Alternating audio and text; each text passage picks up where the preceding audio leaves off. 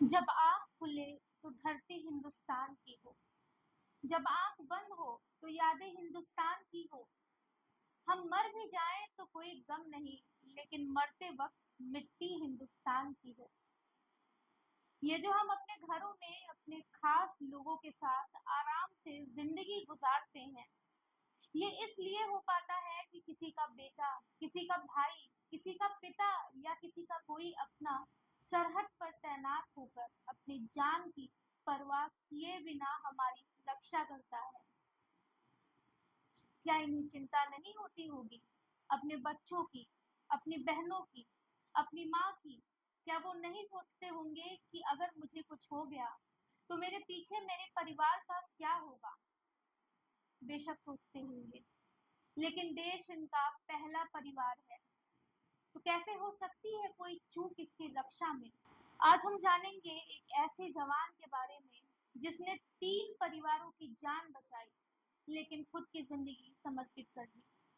हम बात कर रहे हैं भारत के बेटे कैप्टन अंशुमन सिंह के बारे में, जिसने पूरे देश को गौरवान्वित किया है। जानिए इनकी पूरी कहानी। नमस्कार, मेरा नाम प्रीति मिश्रा है और आप देख रहे हैं जनदर्पण न्यूज। कैप्टन अंशुमन मूल रूप से यूपी के देवरिया जिले के बढ़िया दलपत गांव के रहने वाले हैं, जबकि उनकी पत्नी पठानकोट की। वो फिलहाल नोएडा में रहकर एक मल्टीनेशनल कंपनी में काम कर रही हैं। चलिए आपको बताते हैं इन दोनों की लव स्टोरी। स्मृति ने इंटरव्यू में बताया कि इंजीनियरिंग कॉलेज के पहले दिन हमारी मुलाकात हुई and it was love at first sight, यानी पहली नजर में उन्हें प्यार हो गया था। अभी एक ही महीना गुजरा था और अंशुमन का selection arm force medical college में हो गया।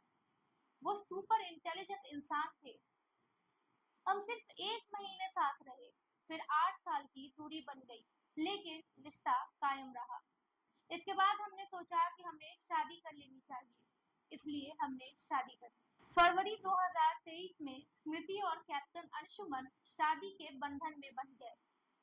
स्मृति आगे कहती है कि दुर्भाग्य से शादी के 2 महीने बाद ही अंशुमन की पोस्टिंग सियाचिन में हो गई और 18 जुलाई 2023 को हमारी लंबी बातचीत हुई। आगे के 50 साल कैसे गुजारने हैं हमने सब सोच लिया था।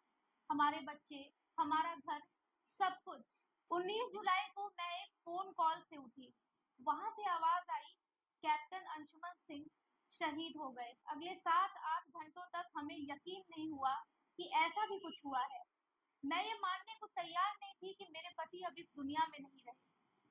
आज भी इस दुख से उभरने की कोशिश कर रही हूँ मैं कि शायद ये सच नहीं है, पर अब जब मेरे हाथ में कीर्ति चक्र है तो ऐसा लग रहा है शायद ये सब कुछ सच है।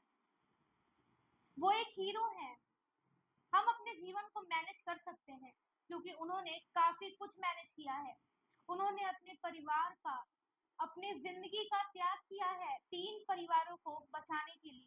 आपको बता दें कि सियाचिन ग्लेशियर में 19 जुलाई 2023 को सुबह लगभग 3:30 बजे के करीब भारतीय सेना के गोला बारूद के बंकर में शॉर्ट सर्किट से आग लग गई।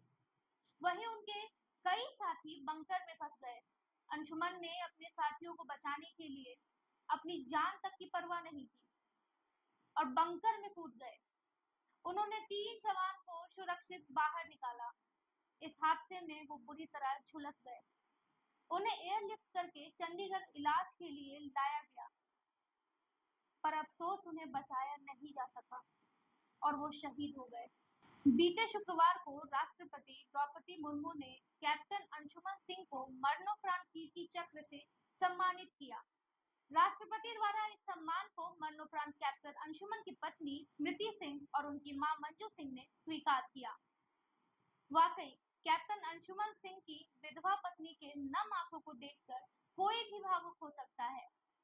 आज पूरा देश वीर अंशुमन सिंह की कमी को महसूस कर रहा है, लेकिन देश में अगर अंशुमन जैसा शूरवीर है तो वहीं कुछ हैवान भी मौजूद हैं।